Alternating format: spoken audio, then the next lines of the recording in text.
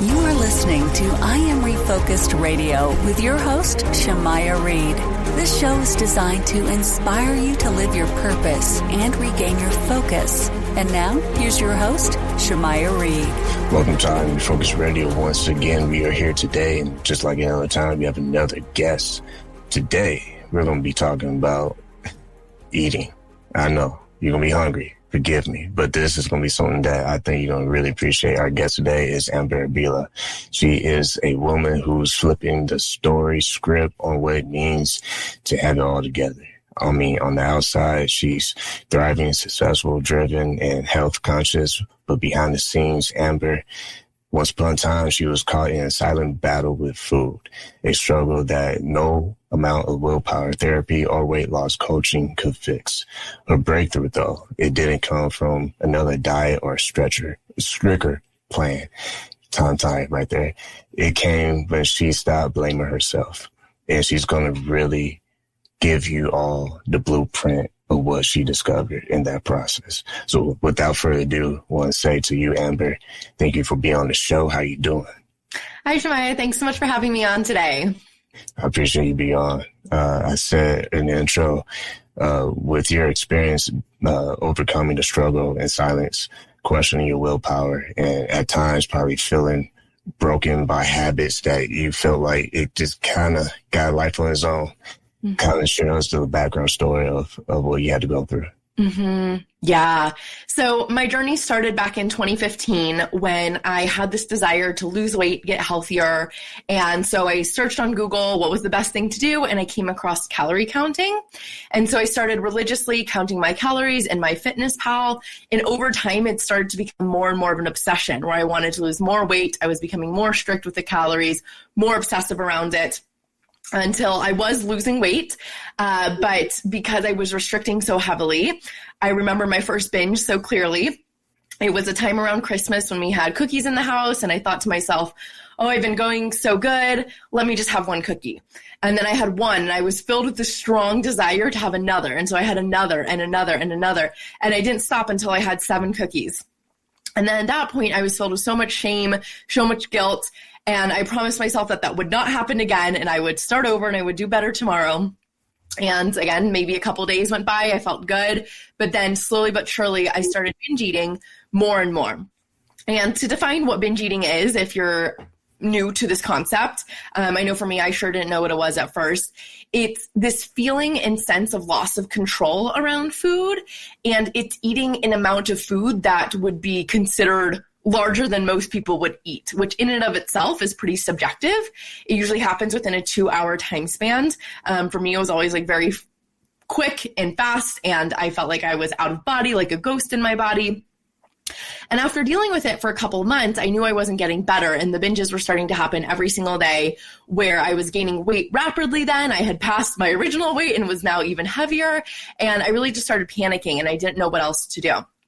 So the first place I went to was therapy, which is where most people go to when they're struggling with food if they're looking for more of this mental health approach. And in therapy, I learned a lot about emotions, but I didn't feel like it really ever helped me with the binge eating and getting the skills that I needed to have around it.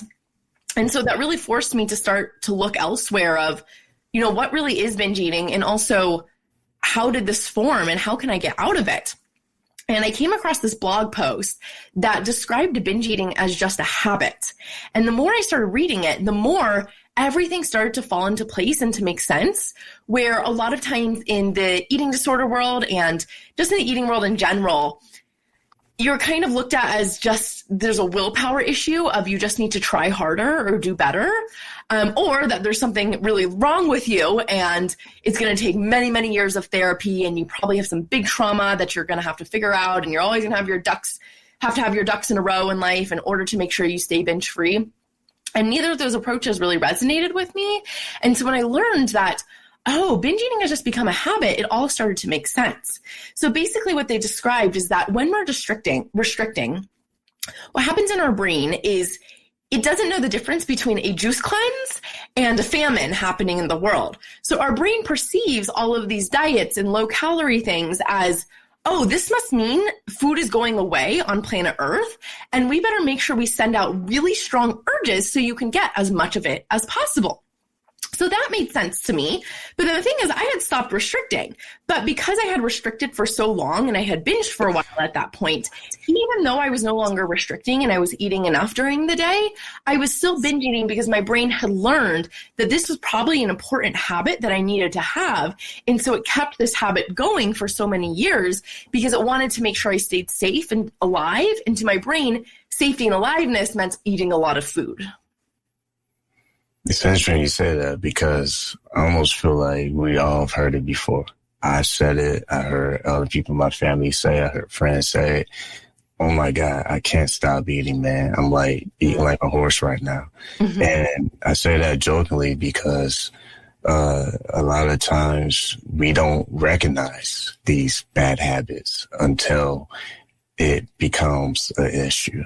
Mm-hmm. So for you, when were you able to recognize, oh, wow, these habits are kind of getting out of control? Yeah. For me, it's when it was starting to impact other areas in my life. So I was not wanting to date anymore because I was so insecure about my body, or I had so many self-worth issues that I was so anxious anytime I would start dating. It was impacting my friendships. I wouldn't want to go out with them because I had binged and I was feeling really bad in my body and I didn't want to do anything with anyone. It was impacting my school and my work life because I was no longer focused on it. I was so focused on what did I eat last night? What was I going to eat next? Researching all these tips and tricks on how to stop overeating, how to lose weight. So it really just started consuming my whole life. And I just knew that, you know, eating is something we have to do every single day, multiple times a day for the rest of our life. So I knew it was so important for me to solve it because if I didn't have this healthy relationship with food on the surface, then everything else would be so much harder to build upon. Once again, listening to Refocus Radio and talking to our guest today, Amber Abila.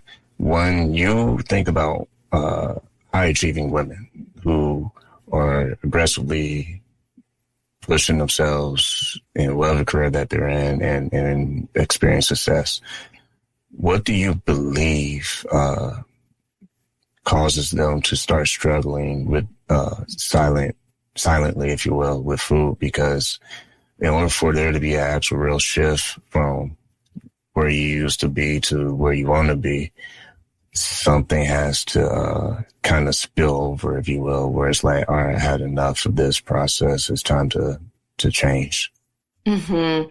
So for a lot of high achieving women, there is a lot of perfectionism and this wanting to be viewed and perceived a certain way. So the perfectionism shows up on always wanting to have the perfect eating habits.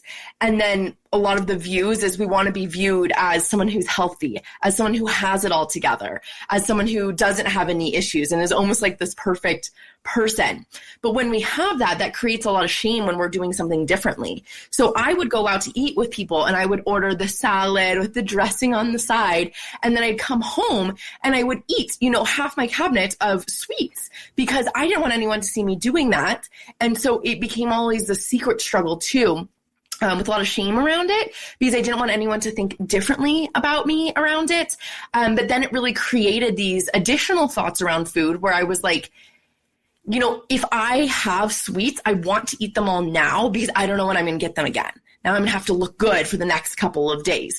So then that made it even worse because then I thought I had this scarcity mindset around food of it's going to go away soon. I'll start again tomorrow. So I wanted to get it all in right now versus when we learn to change that and we become okay being in this middle ground and being this imperfect human, then I have no problem eating a cookie in front of someone. And I don't feel the need to eat 10 of them right now because I know I could have one again tonight or I could have one again tomorrow. And it's not a big deal for me anymore because I've let go of this identity as like this perfect, healthy person.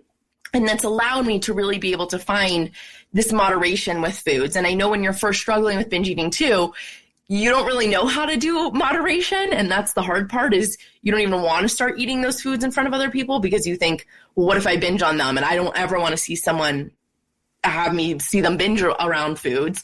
So it is a process to get to that point, but a big step towards it is starting to let go of this idea that you have to be a perfect human in order to be worthy, in order to be loved, and really just allowing yourself to be messy and imperfect and just exist in the world, because that's what will really bring you the happiness and the success and the freedom that you're looking for.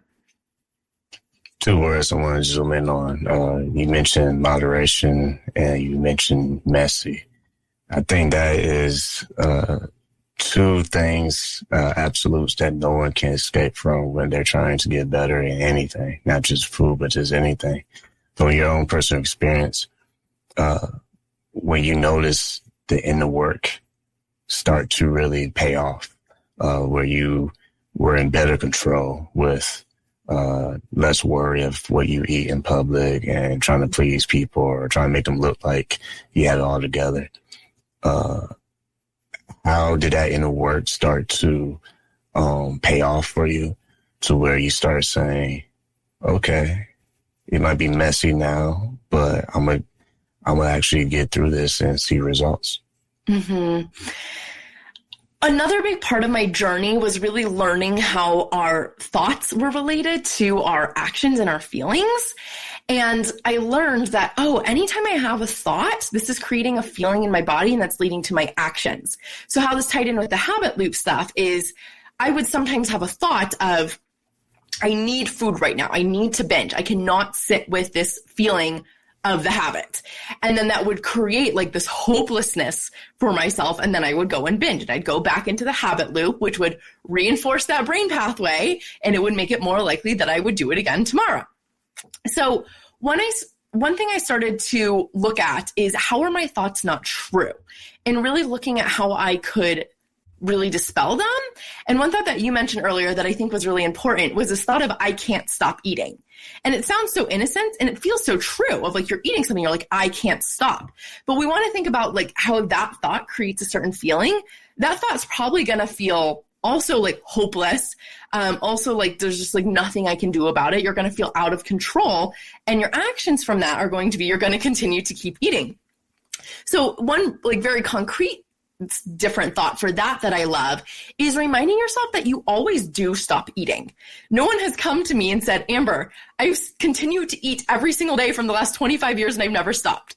Like, no, we always do stop at some point. It's usually, might be beyond where you want to be stopping past fullness, but you do stop at some point. So it's important to remind yourself, I do always stop.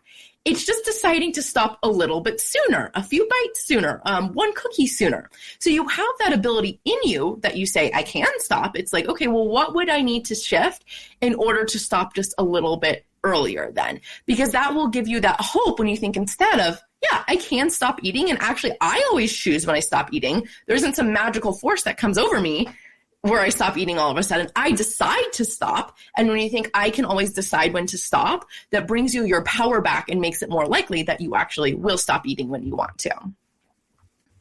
Once again, listening, I'll be focused radio, watching this online, talking to Amber Abila. Speaking of stopping, I think that is something that we get better as we are more committed to the process of, this is still something I want to get better at, because it's easier said than done.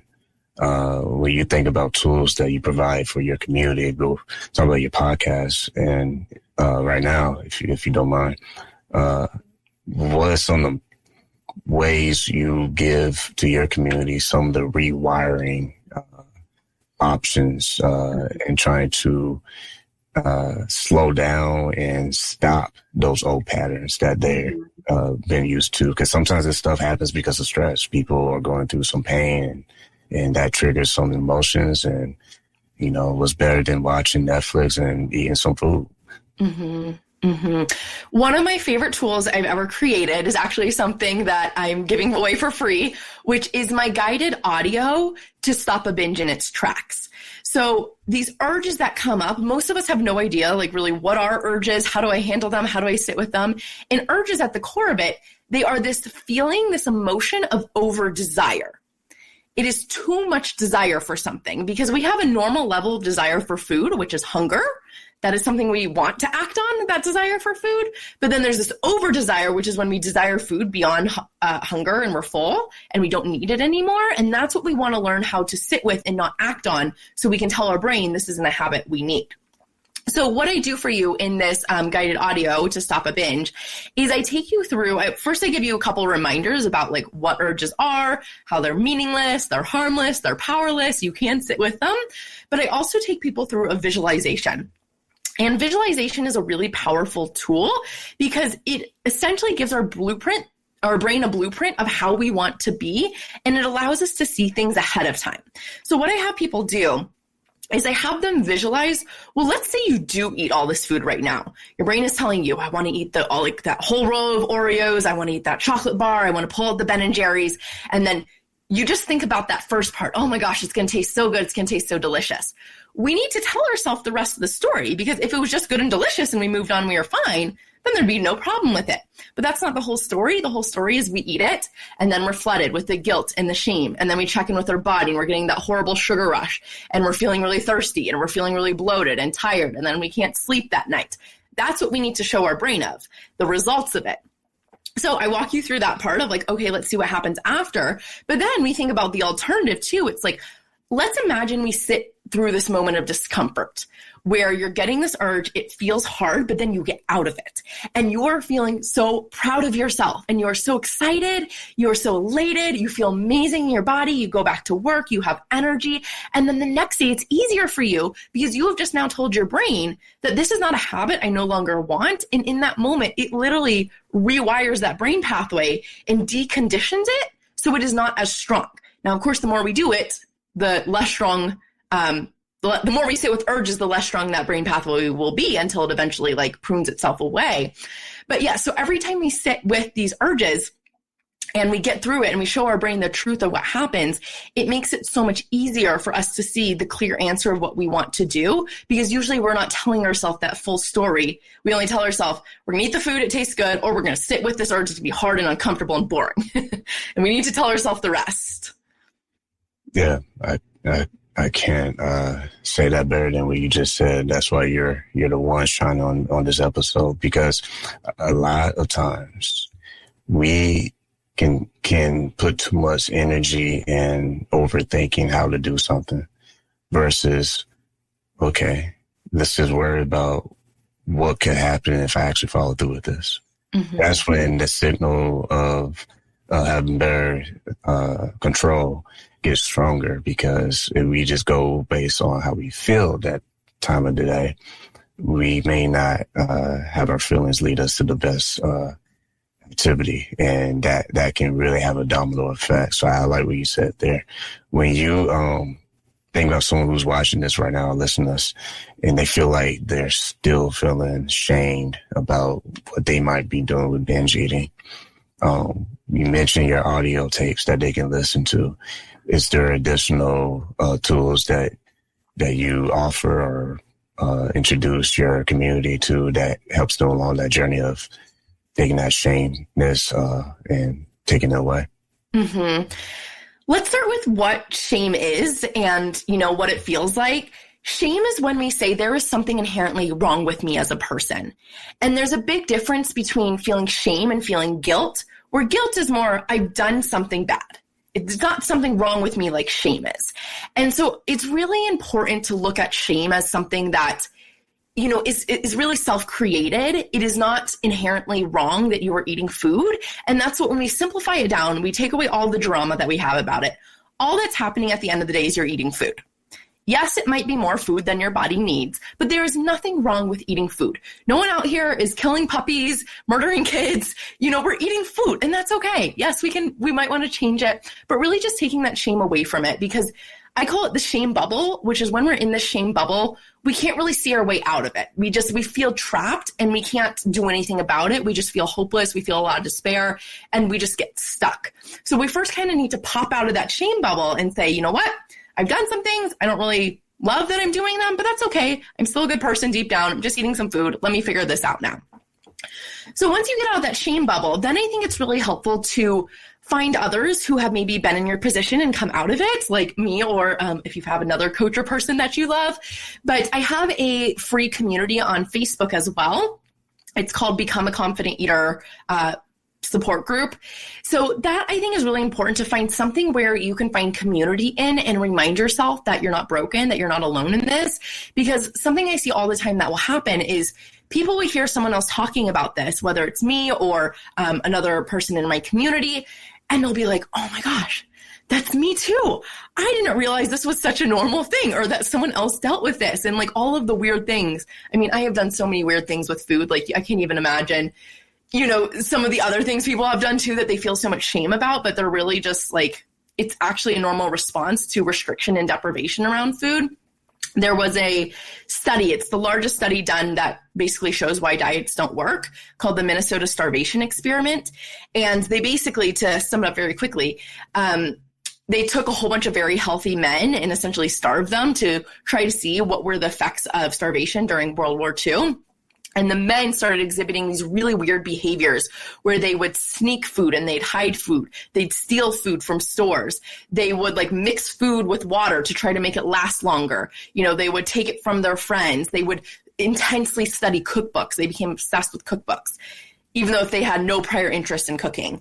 So they did all these like weird things around food, but they're actually not that weird if you think about how our brain is wired for survival. So also remembering that too, like, all of the weird things you're doing, when you look at a biological sense, they probably make a lot of sense when we look underneath the surface of them. Yeah, it's funny you said survival. That's exactly what I saw in my mind when you were sharing those studies, because I think, like I said earlier, you can't overcomplicate some things. And based on what you're saying, is no big secret, long magical formula, equation, if you will, that you're trying to put out for the audience. Is basic skill sets and basic knowledge that only someone who actually been through it can give. And I think that's what's so awesome about this show, is that when people like you have been through certain things, other people might give a lot of fluff and be like, oh, a lot of noise. But you just cut right to the chase and you're like, yep, check that box, I done that. That's what's amazing about the show. I mean, me, myself, man, in college, there are times I'll eat a whole bag of chips and get another chips. I'm not talking about the small bag that you get in the vending machine. I'm talking about like the big one that you get in some grocery store. And so I think this is something that I hope a lot of people appreciate, because I think it hits everybody. It just hits everybody differently. That said, someone watching, listening, they want to keep up to date to what you're doing in the world. What's the best way that they can find you online and keep in touch? Mm-hmm. Yeah, so the best way is going to my website, theconfidenteater.org. That's where you'll find my guided audio to help you stop a binge. There's also links to my Instagram account, my Facebook support group there as well, and my podcast. I release new episodes every week on my podcast, Become a Confident Eater. So those are really fun, like bite-sized, kind of like coaching lessons almost on, little individual topics to help you stop binge eating. So all of those are a great place to check me out next. Well, once again, been listening to Refocus Radio and watching us online, talking to Amber Abila. Like always, I want to say to you, thank you for your time.